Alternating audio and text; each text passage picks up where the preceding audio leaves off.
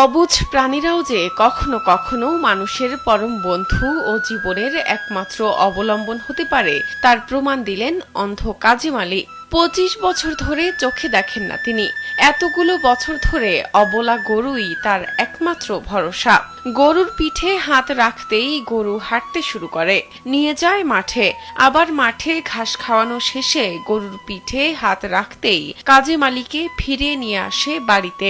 গরু যদি গেলে আমি বাড়ি থেকে দড়ি নিয়ে যাই, খুলে পিঠটা হাত দিয়ে যেটা জানো ওই শাড়ি নিয়ে চলে যাই, মানুষ হলে বিরক্ত হবে। চোখে আলো না থাকলেও গরুটিকে নিজ হাতে খাওয়ান কাজেম আলী। পুকুরে নামিয়ে গোসল করানো তিনি।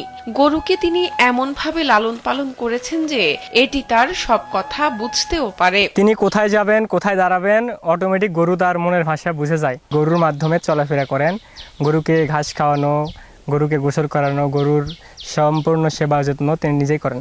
এত আদর যত্ন করে পালন করা গরুটি কাজেম আলীর নিজের নয়, অন্যের কাছ থেকে গরু এনে তিনি লালন পালন করেন। এরপর গরুর বাচ্চা হলে প্রথম বাছুরটি তিনি নিজে রাখেন এবং পরবর্তী বাছুরটি দিয়ে দেওয়া হয় গরুর মালিককে। এভাবে অন্যের গরুর সাথে বছরের পর বছর সখ্যতা গড়ে দিন যাপন করছেন কাজেম। ঘাস খেলে মোটা করার পর আবার দুইটা বাছুর হওয়ার পরে উনি একটা নিচে আমাকে একটা দিছে, দেওয়ার পরে আবার একটা ফের দিলাম। ওটা আবার ফের উনি একটা বাছুর নেওয়ার পরে আমার একটা দেওয়ার পরে গাড়িটা আবার ঘুরে দিছে, দেওয়ার পরে আবার অন্য জনের নিচে। কিন্তু এনার তো এখন পর্যন্ত নিজস্ব একটা গরু হলো না।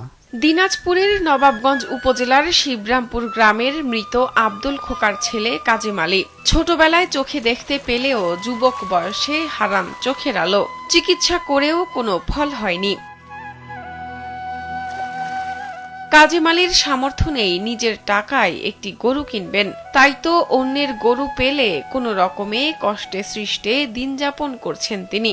এলাকাবাসীর চাওয়া সামর্থ্যবান কোনো ব্যক্তি যদি কাজেম আলীকে একটি গরু কিনে দিত, তাহলে তিনি আরেকটু সচ্ছলভাবে জীবন যাপন করতে পারতেন। একটা গরু পাওয়া মানে আমার দুটা চোখ দান করা একই সমান।